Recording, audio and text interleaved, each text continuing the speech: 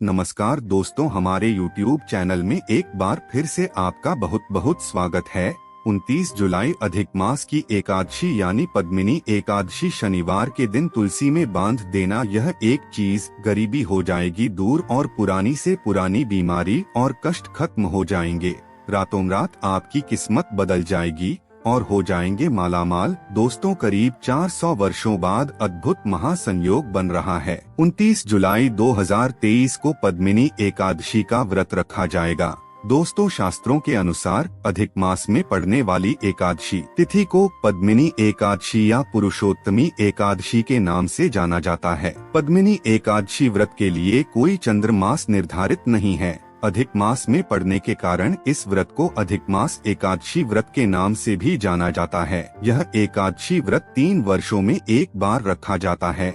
माना जाता है कि यह एकादशी व्रत रखने से साधकों को पुण्य की प्राप्ति होती है। हर एकादशी का अपना महत्व और कथा होती है। दोस्तों, कहते हैं कि पद्मिनी एकादशी का व्रत कथा के बिना अधूरा माना जाता है। विष्णु पुराण के अनुसार पद्मिनी एकादशी का व्रत करने से व्यक्ति को पशु योनि की प्राप्त नहीं होती है, उसे अकाल मृत्यु का भय नहीं रहता है और व्यक्ति मृत्यु के बाद स्वर्ग लोक को जाता है। दोस्तों, अगर आप भी श्री हरि की कृपा अपने जीवन में पाना चाहते हैं तो वीडियो को लाइक करके कमेंट में जय श्री हरि, जय विष्णु भगवान लिखना ना भूले। साथ ही चैनल को भी सब्सक्राइब कर ले। दोस्तों, तुलसी का पौधा तो प्रत्येक हिंदू घर में होता है, लेकिन बहुत कम लोग तुलसी के संबंध में शास्त्रों में बताए गए महत्वपूर्ण नियम जानते हैं। तुलसी की पूजा कैसे करनी चाहिए, तुलसी को जल कैसे देना चाहिए, तुलसी के पास कौन सी वस्तुएं शुभ होती है आदि कई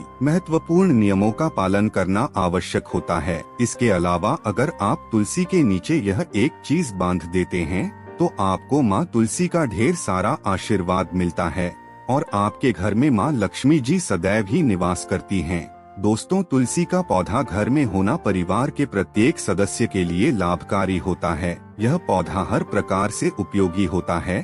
पुराणों के अनुसार तुलसी में देवी लक्ष्मी जी का वास होता है और नियमित रूप से इस पौधे की पूजा करने से लाभ भी अवश्य मिलता है। लेकिन यदि आप तुलसी को घर में रखने के साथ ही उसके नीचे यह एक चीज बांध देते हैं तो आपको तुलसी लगाने का कई गुना अधिक फल प्राप्त होता है, क्योंकि इस एक चीज के बिना तुलसी अधूरी मानी जाती है।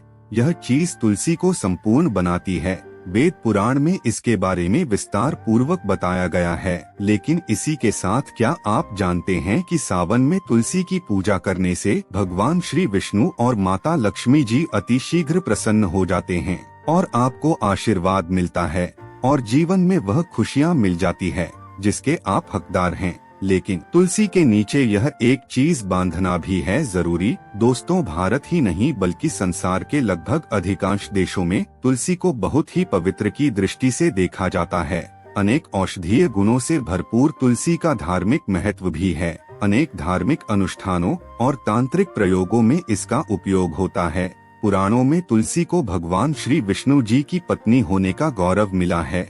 इसके साथ तुलसी जगत जननी भी है। परमात्मा के अनेक दुर्लभ वरदान में से एक है। तुलसी के बिरवा को अमृत रूपी कहा गया है। जहाँ तुलसी का पौधा लगा होता है वहाँ ब्रह्मा, विष्णु, शिव यानी कि त्रिदेव का निवास होता है और तुलसी की पूजा करने से महापाप भी उसी प्रकार नष्ट हो जाते हैं जैसे सूर्य के उदय होने पर अंधकार नष्ट हो जाता है। शास्त्रों के अनुसार जिन घरों में तुलसी का पौधा हरा भरा रहता है उस घर में सुख शांति और समृद्धि बनी रहती है। भगवान विष्णु जी की पूजा और प्रसाद में तुलसी के पत्ता होना बहुत जरूरी माना जाता है, क्योंकि इसके बिना पूजा अधूरी मानी जाती है। इन्हीं कारणों से सभी हिंदू परिवारों में तुलसी का पौधा लगभग होना जरूरी होता है। अगर आपके घर में भी तुलसी है तो सुख शांति और समृद्धि के लिए तुलसी माँ को चुनरी अवश्य उड़ानी चाहिए और तुलसी माँ के चुनरी चढ़ाने से आपके घर में सुख समृद्धि आती है। अक्सर लोग जाने अनजाने में कई गलतियाँ कर देते हैं। वह तुलसी का पौधा तो लगा लेते हैं लेकिन तुलसी माँ को चुनरी नहीं उड़ाते, जिसके कारण उन्हें शुभ फलों की प्राप्ति नहीं होती है। माँ के ऊपर तुलसी जरूर बांधनी चाहिए। तुलसी न केवल एक पौधे हैं बल्कि यह हमारी माँ के समान है। कई घरों में तुलसी पर चुनरी उड़ाकर रखा जाता है। लेकिन इसका ध्यान कुछ लोग ही रखते हैं। आमतौर पर लोग तुलसी को लाल रंग की चुनरी उड़ाते हैं, लेकिन लाल मंगल का रंग है। तुलसी का रंग का कारक बुध है। बुध और मंगल मित्र नहीं है, इसलिए तुलसी को सफेद, चमकीली, रंगीली चुनरी उड़ानी अत्यंत अशुभ होती है। कई लोग यह भी गलतियां कर देते हैं कि तुलसी की चुनरी काफी पुरानी हो जाती है, फट जाती है, लेकिन वह फिर एकादशी या फिर अन्य कोई शुभ दिवस पर चुनरी को लोग बदल देते हैं। लेकिन आपको न केवल चुनरी को बदलना चाहिए, बल्कि साफ सुथरी चुनरी आपको हमेशा उड़ानी चाहिए। और बिना चुनरी के माँ अच्छी नहीं लगती है, तुलसी माँ नाराज हो जाती है और आपको फलों की प्राप्ति नहीं हो पाती। दोस्तों, तुलसी में कई दिव्य शक्तियाँ विराजमान होती हैं। जो लोग तुलसी विवाह कराते हैं उन्हें कभी कष्ट नहीं आते, स्वर्ग की प्राप्ति होती है, माँ की बड़ी प्रसन्नता मिलती है। शालिग्राम और तुलसी के विवाह करने से सारे अभाव या फिर कलह, पाप, दुख और रोग नाश दूर हो जाते हैं। दोस्तों, तुलसी के पास यह चीज कभी ना रखें। तुलसी के पास आप शिवलिंग ना रखें और गणेश जी की प्रतिमा ना रखें। शिवलिंग के पास कपड़े कभी ना सुखाएं, क्योंकि आप जब भी सुखाते हैं तो उससे जो पानी गिरता है वह अशुभता लाता है, नकारात्मकता फैलता है। तो तुलसी के पास कपड़े कभी ना सुखाएं, शिवलिंग और गणेश जी की प्रतिमा ना रखें और जूते चप्पल भी न उतारें। तुलसी के पास सदैव साफ सफाई रखें और तुलसी को शुद्ध पवित्र जल जरूर देना। साफ स्वच्छ वस्त्र धारण करके ही तुलसी को जल दे। दोस्तों, रविवार के दिन भी तुलसी को छूना वर्जित माना गया है। दोस्तों, कोई विशेष मनोकामना है, जीवन में अगर उपलब्धियां नहीं प्राप्त हो रही है, जीवन में कोई कष्ट है, माता लक्ष्मी की कृपा प्राप्त करनी है, तो आपको निश्चित तौर पर एकादशी के दिन तुलसी में आप एक लाल मौली धागा ले। लाल मौली धागा में आप 5 हल्दी गांठ बांध लें और अपनी मनोकामना बोलते हुए तुलसी के नीचे आप तुलसी में बांधे और अपनी मनोकामना जरूर बोलें। जो भी मनोकामना हो, नौकरी को लेकर हो, व्यापार को लेकर हो, संतान को लेकर हो, विवाह को लेकर हो, यानी एक लाल मौली धागा लेना है। लाल मौली धागे में 5 हल्दी की गांठ बांधकर और जाकर तुलसी में आपको नीचे बांध देना है। रातों रात करोड़पति बन जाओगे, हर मनोकामना पूरी हो जाएगी और 1 महीने के अंदर ही आपकी इच्छाएं भी पूरी हो जाएगी। माता लक्ष्मी की कृपा बरसेगी, कभी भी धन की कमी नहीं होगी। दोस्तों, वैसे तो आप एकादशी के दिन आप एक लाल मौली धागा आप अपनी मनोकामना बोलते हुए ऐसे भी आप बांध सकते हैं। लाल मौली धागा बांधने से विशेष उपलब्धियां प्राप्त होती हैं, माता लक्ष्मी की कृपा बरसती है, घर से दुख, दर्द, तकलीफ और कष्टों का नाश हो जाता है। तो आप माता तुलसी के पास एक लाल मौली धागा जरूर बांधे अपनी मनोकामना बोलते हुए, इससे विशेष लाभ होगा। और साथ ही साथ कोई विशेष मनोकामना, धन प्राप्ति का मनोकामना है या फिर आप चाहते कि घर में सुख समृद्धि हमेशा बनी रहे, तो आप लाल मौली धागा नहीं है, आप तुलसी के नीचे एक लाल चुनरी ही बांध दें। कोशिश करें लाल मौली धागा मिल जाए तो वह जरूर बांधे, नहीं तो आप एक चुनरी जरूर बांधे, इससे भी आपको विशेष लाभ होगा। तो दोस्तों, यह छोटा सा उपाय जरूर करिएगा।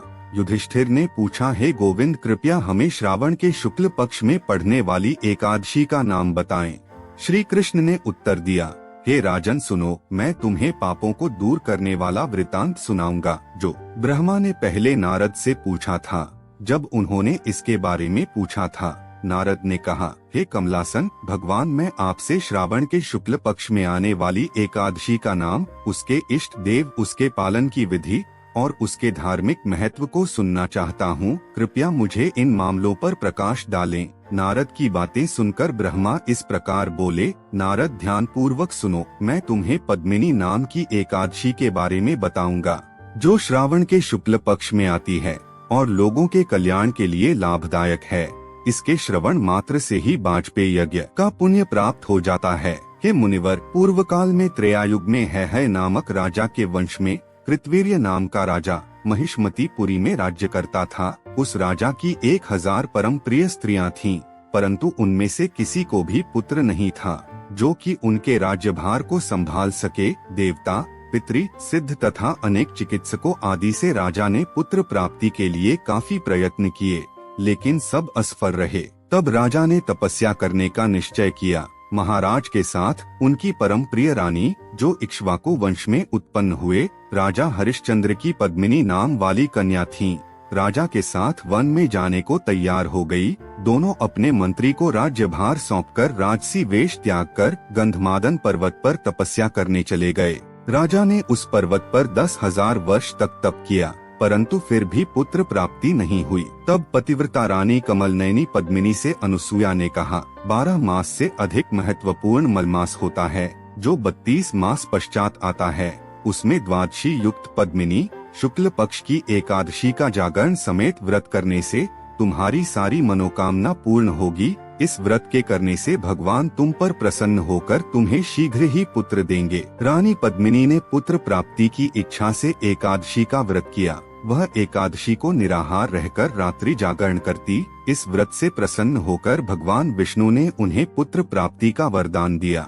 इसी के प्रभाव से पद्मिनी के घर कार्तवीर्य उत्पन्न हुए, जो बलवान थे, और उनके समान तीनों लोकों में कोई बलवान नहीं था। तीनों लोकों में भगवान के सिवा उनको जीतने का सामर्थ्य किसी में नहीं था। सोहे नारद, जिन मनुष्यों ने मलमास शुक्ल पक्ष एकादशी का व्रत किया है, जो संपूर्ण कथा को पढ़ते या सुनते हैं, वे भी यश के भागी होकर विष्णु लोक को प्राप्त होते हैं। इस दिन कृष्ण की पूजा करने से जो फल प्राप्त होता है, वह गंगा स्नान करने या काशी, नैमिषारण्य या पुष्कर जाने से नहीं मिलता है। यह फल केवल कृष्ण की पूजा से ही प्राप्त किए जा सकते हैं। उसे कृष्ण की पूजा करने से वही फल प्राप्त होता है जो बृहस्पति के सिंह राशि में रहने पर गोदावरी या दंडक में स्नान करने से प्राप्त होता है। जो व्यक्ति सोना, तालाब और चांदी सहित भूमि का दान करता है, और जो व्यक्ति पद्मिनी एकादशी का व्रत करता है, दोनों को समान फल प्राप्त होता है। दोस्तों, अगर आपको आज की वीडियो पसंद आई हो तो लाइक करके चैनल को भी सब्सक्राइब कर दीजिए। तो अब हम मिलेंगे अगली वीडियो में। अब तक के लिए ओम नमः शिवाय, राधे राधे।